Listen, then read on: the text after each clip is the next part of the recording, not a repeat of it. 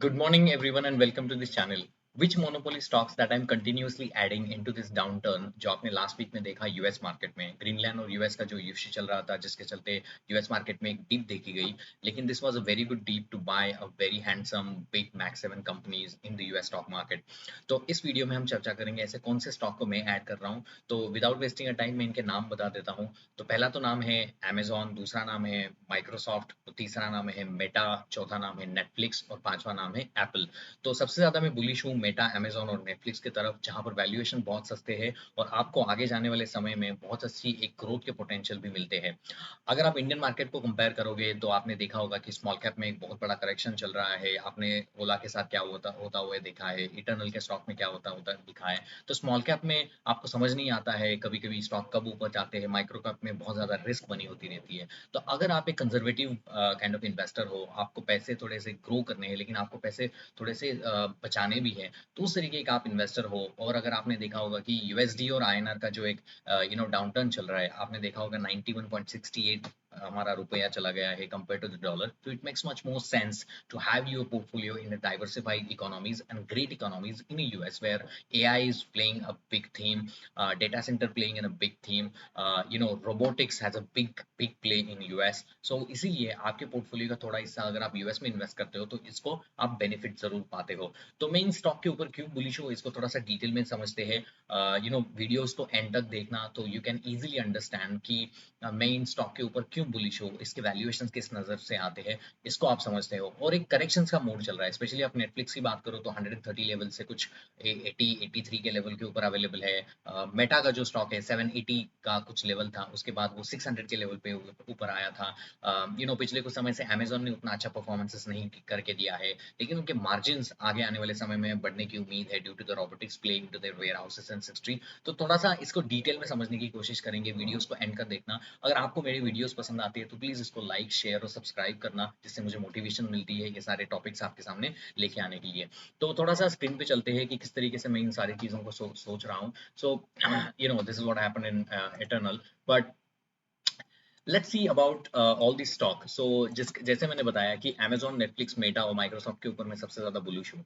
I know that these companies are the $1 trillion market cap company. जैसे Apple की बात करोगे तो $3.6 ट्रिलियन की कंपनी है, मेटा $1.8 ट्रिलियन की कंपनी है। लेकिन अमेरिका और इंडिया में थोड़ा सा डिफरेंस है। इंडिया में अगर आप देखो कि बड़े कंपनी है हमारे HDFC बैंक हो, रिलायंस हो, वो वही के वही रहते हैं, 10 साल 12 साल वहां पर निकल जाते हैं, लेकिन स्टॉक ऊपर से कुछ परफॉर्म नहीं करता है। लेकिन यूएस स्टॉक मार्केट में ऐसा नहीं है। ये जो मैक्स 7 कंपनीज हैं जिसको हम मैग्निफिसेंट 7 बोलते हैं, जिसमें टेस्ला आता है, माइक्रोसॉफ्ट, गूगल, अमेजॉन, ये सारी कंपनियां जो है 15 या 20% से कंटिन्यू ग्रो कर पा रही है। इसके बहुत सारे चार्ट में भी आपके सामने में दिखाऊंगा, फंडामेंटल को भी समझाऊंगा, और आप then you can make your own call. There is no buy and sell recommendation, but this I am putting my perspective what I am doing at my personal level and I feel very comfortable. अगर मेरे पास अगर बहुत ज़्यादा पैसे है और मुझे comfortable stocks चाहिए जहाँ पर यूएसडी आईएनआर का भी मुझे फायदा मिले, और मुझे ऐसे स्टॉक चाहिए जो बहुत ही सेफ बेट है। अगर मैं थोड़ा बहुत आपको मेटा का चार्ट दिखाता हूँ तो you can clearly understand the Meta थोड़ा सा अंडर परफॉर्म कर रहा है। 790 का हाई था मेटा का, लेकिन उसके बाद स्टॉक में एक डाउनटर्न देखा गया। ये क्यों देखा गया? क्योंकि इलॉन मस्क की एक आपने न्यूज सुनी होगी, इलॉन मस्क ने $600 बिलियन एआई में इन्वेस्ट करने की बात कही थी। तो ऑब्वियसली इनके पास जो कैश है वो सारा इन्वेस्टमेंट में चला गया था। और मार्क जुकरबर्ग इनके जो प्रमोटर है, उन्होंने कोई ऐसा प्लान उनके सामने नहीं रखा था इन्वेस्टर के सामने कि किस तरीके से एआई में इन्वेस्ट करके उनको जो आरओआई मिलेगा वो कब तक मिलेगा, किस तरीके का आरओआई रहेगा, ये उन्होंने अभी बताया नहीं था। तो जिसके चलते स्टॉक में डाउनटर्न देखा गया कि लोगों को लगा कि आगे जाते हुए कैश तो बर्न होगा, लेकिन whether they eventually be able to get that ROI from the AI.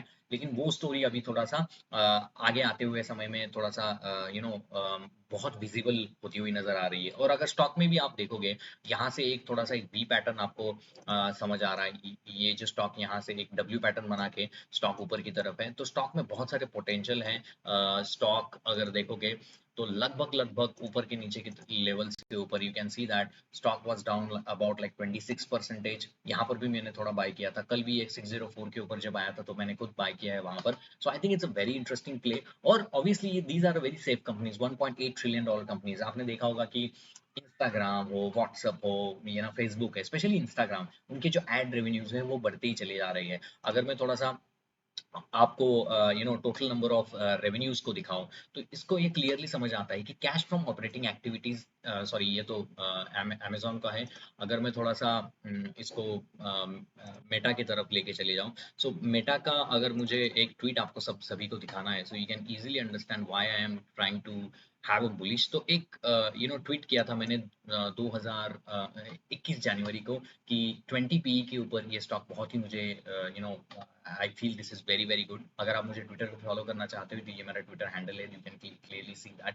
तो मैंने कहा था कि 21 जनवरी को ही मैंने कहा था कि ये स्टॉक ऊपर की तरफ जाने वाला है। तो आपने देखा होगा अगर मैं मेटा का स्टॉक देखूँ तो यहाँ पर ये था 604, वहाँ से वो 667 के ऊपर चला गया है। तो I think it has a great momentum, so as to speak, because most of the companies where you invest that you don't understand कि कंपनी किस तरीके से परफॉर्म करती है, कंपनी का किस तरीके से वैल्यू मैट्रिक्स प्ले करते हैं। अगर मैं थोड़ा सा मेटा की तरफ चले जाऊँ and then you will clearly understand कि किस तरीके से मैं बात कर रहा हूँ, कि क्यों मैं कह रहा हूँ कि Meta is a very good buy on to this level.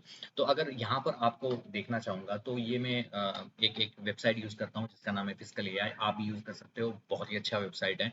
You can get all the fundamental knowledge at a one stop. You can see that यहाँ पर अगर फॉरवर्ड पी की बात करूँ तो 22.5% का फॉरवर्ड पी मेटा का अभी अवेलेबल है। So you can clearly see that is available at 22.5, बहुत ही चीप वैल्यूएशन के ऊपर अवेलेबल है। अगर मैं ईवी टू ईबिटा मल्टीप्लस की बात करूँ तो ये 12 के लेवल के ऊपर अवेलेबल है, 12 के लेवल के ऊपर। तो ये तो मैट्रिक्स हुए। थोड़ा बहुत मैं रेवेन्यूज के नंबर्स को आपके सामने अगर दिखाना चाहूँ तो कंपनी के रेवेन्यू किस तरीके से बढ़ रहे हैं, ये आप समझ रहे हो कि कंपनी किस तरीके से ऊपर की तरफ ही अपने आप को लेके चली जा रही है। अगर मैं इसको थोड़ा सा खींचता हूँ, you can clearly C, you can your self see that company में एक अच्छी तरीके से 20-25% से कैगर से कंपनी अपने रेवेन्यूज को बढ़ा रही है। 2023 में 134 था बिलियन डॉलर, 164 बिलियन हो गया, अभी 199 बिलियन डॉलर हो गया। तो हर एक क्वार्टर से अपने रेवेन्यूज को बहुत अच्छी तरीके से बढ़ा रहे हैं। और ये जो येलो आपको ये चार्ट में येलो दिख रहा है, वो दर्शाता है आपको कि कंसोलिडेटेड नेट इनकम कितना है, मतलब ये टोटल रेवेन्यू से कंपैरेटिवली कितना नेट इनकम कमाते हैं। अगर मैं थोड़ा सा margin profile, operating margin profile आपके सामने रखूं तो you can clearly see that operating margin is also sky rocketing. 2023 से 2024 2025 तक ये ऑपरेटिंग मार्जिन भी ऊपर की तरफ जा रही है, मतलब रेवेन्यू ऊपर की तरफ जा रहा है, आपके नेट इनकम ऊपर की तरफ जा रहा है, ऑपरेटिंग मार्जिन ऊपर की तरफ जा रहा है। अगर मैं ऑपरेटिंग मार्जिन की बात करूँ, ये देखो पहले कितना था, अभी कितना है 29 37, 2024 में 37 था, 2025 अभी यहाँ पर अपडेटेड नहीं है, लेकिन normally these are going a very high space. तो अगर मैं थोड़ा सा आपके सामने यहाँ पर ईबिटा मार्जिन की बात करूँ, जो एक इम्पॉर्टेंट मैट्रिक्स होता है किसी भी कंपनी के लिए, तो आपने देखा होगा ये जो न्यूज़ आई थी इलॉन सॉरी ये मार्क जुकरबर्ग की, ये देखो ये तीनों ग्राफ मेरे लिए इंपॉर्टेंट है। नेट प्रॉफिट मार्जिन देखो कितना था पहले, 19%, 29%, 37%, कितना जा रहा है 24%, 46%, ये है ऑपरेटिंग मार्जिन। तो आपका net profit margin, operating margin और आपका ईबिटा मार्जिन ऊपर की तरफ खींच रहा है, मतलब मार्जिन ऊपर की तरफ जा रहा है मेटा में। और मेटा कहीं एक अच्छा विनर है, और जैसे मैंने कहा कि इसका जो फॉरवर्ड पी आ रहा है वो 22 आ रहा है। तो ये कंपनी आगे जाते हुए ग्रो करेगी ही करेगी, और कंपनी में एक करेक्शन भी हुआ है। तो ऑब्वियसली एक करेक्शन के बाद अगर फंडामेंटल देखूं, टेक्निकल देखूं, सही सारी जगह पर मुझे बहुत ही प्ले आउट बुक लगता है। ये देखो यहाँ पर एक न्यूज आया था कि Meta confirm 600 billion capex to build an AI infrastructure in US, तो जिसके चलते थोड़ा सा एक डाउनटर्न हुआ था, क्योंकि मार्क जुकरबर्ग ने अपने इन्वेस्टर को नहीं बताया था कि इस जो इन्वेस्टमेंट वो कर रहा है इसका आरओआई कैसे आएगा, कब आएगा, ये उन्होंने नहीं बताया था। ये देखो forward P 22.4, market cap 1.63 trillion dollar, revenue growth 21.27। आप मुझे बताओ, अब अगर आपको ऐसी कंपनी मिल रही है जो 22% से ग्रो कर रही है, यूएस डॉलर टर्म में ग्रो कर रही है, फॉरवर्ड पी 22 है, मार्केट कैप 1.63 है, तो obviously why you will not be bullish onto the meta? That's my question. It is very very simple analysis for anyone to understand that why I am bullish on the meta. और अगर मैं थोड़ा बहुत chart के ऊपर चले जाओ तो चार्ट में भी मुझे करेक्शन अच्छी तरीके से दिखता है। तो ये तो हुआ मेटा के बारे में। हम थोड़ा सा दूसरे कंपनी की तरफ जाते हैं, दूसरे कंपनी का नाम है अमेजोन। अगर अमेजोन की बात करो तो अमेजोन का ये चार्ट देखो आपने, इस चार्ट में आपको ये नजर आएगा यहाँ से कुछ उतना ज्यादा परफॉर्म नहीं किया है। ये जो हाई लगा था 3 फरवरी 2025 को, ये जो हाई लगा था उसके बाद स्टॉक थोड़ा सा कंसोलिडेट हुआ। ये जो डिप दिखा गया लिबरेशन डे में यूएस में, जिसके बाद स्टॉक में उतना ज्यादा परफॉर्मेंसेस नहीं दिया है, स्टॉक वही के वही पड़ा हुआ है। लेकिन अगर मैं अमेज़न के रेवेन्यूज़ के नंबर्स के ऊपर चला जाऊँ, अमेज़न के कैश फ्रॉम ऑपरेटिंग के नंबर्स पे चला जाऊँ, तो अमेज़न हमेशा ऊपर की तरफ ही भागता रहता है। अमेज़न के नंबर्स ऊपर की तरफ जा रहे हैं। अमेज़न का सबसे बड़ा प्ले है रोबोटिक्स। अगर अमेज़न की बात करें तो आज ही न्यूज़ आया था कि अमेज़न 14,000 जॉब यहाँ से एक्सपेल कर रहा है अपने फैक्ट्रियों से। वहाँ पर सारे फैक्ट्रियोज़ में रोबोट्स लगा रहा है। तो ऑब्वियसली अमेरिका में अगर कितने भी उनके वेयरहाउसेस हो, फैक्ट्रीज़ हो, जहाँ पर सारे रोबोटिक्स प्ले आएँगे, तो ऑब्वियसली उनको मार्जिन एक्सपांशन मिलेगा। आप समझ रहे हो कि अगर ह्यूमन की जगह सारे लोग they will be trying to do the work in robotics in their factory, अगर 100% robotics play हो गया तो obviously ये 9 और 10% का ये अगर 9 और 10% का अगर कैगर की बात करें तो obviously वहां पर एक अच्छा खासा आता है इन सारी कंपनियों में, क्योंकि मार्जिन जो है वो बहुत ही एक इम्पोर्टेंट प्ले नजर आता है हम सभी को कि किस तरीके से मार्जिन प्ले यहाँ पर होता है। तो यू कैन क्लियरली सी, अगर मैं अमेज़न के ऊपर बात करूँ तो अमेज़न का अगर if you can see the chart and you understand, yes you can see this. मैं इसका एक मैट्रिक आपको दिखाना चाहता हूँ जिसका नाम है ऑपरेटिंग प्रॉफिट। तो ऑपरेटिंग प्रॉफिट का और ग्रॉस मार्जिन का आप थोड़ा सा एक ग्राफ देख लो कि किस तरीके से ये नेट प्रॉफिट मार्जिन पहले 0.5 था, 0.5 था और 9.3 है। तो मतलब अमेज़न का जो नेट प्रॉफिट मार्जिन है वो 9.3 है। अगर अमेज़न के सारे फैक्ट्रियोज में रोबोटिक्स का प्ले आ गया तो ये 9.3 जाएगा 14% के तुरंत।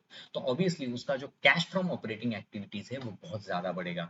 आपका रेवेन्यूज बढ़ रहा है, कैश फ्रॉम ऑपरेटिंग बढ़ रहा है, प्रॉफिट मार्जिन बढ़ रहा है, तो इसके चलते अमेज़न में एक प्ले संभव है जो अमेज़न ऊपर की तरफ से आपको निकलता है। तो अमेज़न की अगर मैं थोड़ा सा बात करूँ कि किस वैल्यूएशन के ऊपर अवेलेबल है, अगर मैं इसको थोड़ा सा हाइड करता हूँ and then you will easily understand that how these companies are growing. So you can easily understand that this company has like 9.3 valuations. अगर मैं फॉरवर्ड पी की तरफ की बात करूँ तो थोड़ा सारे ग्राफ को मैं हटा देता हूँ, so you will understand very well that which valuation these companies are trading at. This is trading at very good valuations. और देखो forward EV to EBITDA multiple है 13.4। 13.4 is a very cheap valuation for the company like Amazon. तो Amazon is in play where forward to EV to EBITDA अच्छा है, forward P अच्छा है। अगर forward P की बात करूँ तो 32 का फॉरवर्ड पी है, 32 का फॉरवर्ड पी। और रेवेन्यू क्रैगर्स की अगर मैं बात करूँ तो रेवेन्यू इनका ऊपर की तरफ भाग ही रहा है। ये देखो ये रेवेन्यूज के नंबर्स हैं, तो 20% कैगर से ये अगर मैं टोटल रेवेन्यूज के देखो 21.92% से रेवेन्यूज भाग रहा है। तो रेवेन्यूज भाग रहे हैं, मार्जिन ऊपर की तरफ जा रहा है। इनके चिप्स आ रहे हैं, ट्रेनियम करके इनके चिप्स है जो अभी they are dependent on the Nvidia अभी, लेकिन जेफ बेजोस ने कहा they will manufacture their own chips. Obviously that if they add into the AWS into the AWS workload, that will give the margin expansion to them. So this is all kind of happening into the Amazon where the future looks very high. और अगर मैं थोड़ा सा fundamental की बात करूँ तो भी आपको समझ आता है कि स्टॉक ने उतना ज़्यादा परफॉर्मेंस नहीं कर दिया है। अगर 2025 से बात करूँ तो कुछ साधारण 5 या 6% का ही रेवेन्यू ग्रोथ या इन्वेस्टर का जो ग्रोथ है उनको उन्होंने बना के दिया है। तो ये एक अच्छा प्ले आपको नजर आता है। तीसरी एक कंपनी है जिसको मैं देख रहा हूँ, उसका नाम है नेटफ्लिक्स। तो नेटफ्लिक्स का अगर आप चार्ट देखते हो तो आपको समझ आता है कि नेटफ्लिक्स जो है ऊपर से नीचे की तरफ बहुत ही ज्यादा करेक्ट हुआ है। ये देखो ये कंपनी जो है 38% डाउन है फ्रॉम द टॉप। तो टॉप से 38% डाउन है। अगर आप देखोगे यहाँ पर वॉल्यूम जो है वो थोड़ा सा ड्राई अप हो रहा है। यहाँ पर एक कंपनी के रेवेन्यूज आए थे 2-3 दिन पहले, ये कंपनी के रेवेन्यूज थे। कंपनी ने गाइडेंस दिया है 12-14% अगले आने वाले समय में, 18% की रेवेन्यू ग्रोथ दी है, ऑपरेटिंग मार्जिन 25% है। अभी नेटफ्लिक्स क्यों चर्चा में है? नेटफ्लिक्स इसीलिए चर्चा में है क्योंकि Netflix is trying to buy Warner Brothers. आपने एक न्यूज़ देखा होगा, you know WBD deal, because Netflix is trying to acquire a company Warner Brother। Warner Brother वो हैरी पॉटर के शोज वहां पर आते हैं, बहुत सारे शोज वार्नर ब्रदर्स से जुड़े हुए हैं और वार्नर ब्रदर्स को नेटफ्लिक्स लाना चाहता है। सोनी पिक्चर्स भी नेटफ्लिक्स के साथ अभी एक्वायर मतलब उसके साथ एक डील कर रही है जिसके तहत सोनी के जो प्रीमियम सर्विसेज वो नेटफ्लिक्स पे दिख जाएंगे। तो नेटफ्लिक्स एक प्रीमियम सर्विसेज है। आपने देखा होगा कोविड में हम लोगों ने सारे ने नेटफ्लिक्स बुरी तरह से यूज किया, नेटफ्लिक्स का स्टॉक भी ऊपर की तरफ बढ़ा, प्रॉफिट मार्जिन बढ़ रहे थे, कैश फ्लो अच्छी तरीके से बढ़ रहा था। वार्नर ब्रदर्स के डील में एक पैरामाउंट करके कंपनी है, वो भी इसको एक्वायर करना चाहती है। तो ये नेटफ्लिक्स मोटा मोटी ऐसा मुझे लग रहा है कि Netflix will acquire the Warner brothers, क्योंकि नेटफ्लिक्स वार्नर ब्रदर को एक्वायर करता है तो वार्नर ब्रदर का जो सारा कंटेंट है वो नेटफ्लिक्स के पास आ जाएगा और Netflix will become the number one player in the streaming services. America में आपने देखा होगा जैसे डिज्नी है, वार्नर ब्रदर्स है, इनके पास बहुत सारे ऐसे पुराने शोज है जो लोग वॉच करना पसंद करते हैं, जिसके चलते नेटफ्लिक्स में वो सारी चीजें आ जाएगी। और ऐसा माना जा रहा है कि जैसे यूट्यूब में हम एक we do this blogging and all that things, that's also they are trying to do on the Netflix in days to come. इसीलिए और नेटफ्लिक्स की अगर मैं बात करूँ, ऊपर से 35% 38% के ऊपर डाउन है। अगर मैं थोड़ा सा बाकी कंपनियों को हटा दूं और नेटफ्लिक्स को अपने सामने लाऊं, तो आपको यू कैन क्लियरली अंडरस्टैंड कि किस तरीके से नेटफ्लिक्स जो है वो भी ग्रो करती हुई नजर मुझे आ रही है। और अगर मैं कंपनी का ये देखो, कंपनी का नेटफ्लिक्स का forward EV to EBITDA multiple है 22, बहुत ही सस्ता है। और नेटफ्लिक्स का फॉरवर्ड पी है 27.6। कंपनी के रेवेन्यूज देखो तो 19% से कंपनी के रेवेन्यू ग्रो हुए 2020 के बाद। तो रेवेन्यूज में मुझे कुछ प्रॉब्लम नहीं आ रही है। ये जो रिजल्ट आया था Q3 का, जहां पर उन्होंने 18% की रेवेन्यू ग्रोथ दिखाई है और थोड़ी सी ग्रोथ स्लो है 12 या 14% से, क्योंकि बहुत सारी कैश जो है वो बर्न हो जाएगी। अभी ये वार्नर ब्रदर्स के एक्विजिशन को लेकर $70 बिलियन का कुछ एक्विजिशन वो कर रहे हैं वार्नर ब्रदर्स का। Most likely this is going to happen. ये एक हैंगओवर है नेटफ्लिक्स के ऊपर। और जिसके चलते, क्योंकि इसमें गिरावट क्यों आई थी, इसमें गिरावट वही इसीलिए आई थी क्योंकि नेटफ्लिक्स अभी कंपटीशन फेस कर रहा था। अमेजॉन सर्विसेज हो, बहुत सारी अभी सर्विसेज आ रही है इंडिया में। देखो जियो है, ये बालाजी कल्ट है, और बहुत सारी स्ट्रीमिंग सर्विसेज अभी आ गए थे। पहले क्या था, कोविड के पहले नेटफ्लिक्स से पहला था तो ऑब्वियसली एक अच्छा खासा रिटर्न उन्होंने बना के दिया था। लेकिन अभी क्या हो रहा है, तो बहुत सारा कंपटीशन भी उनको है।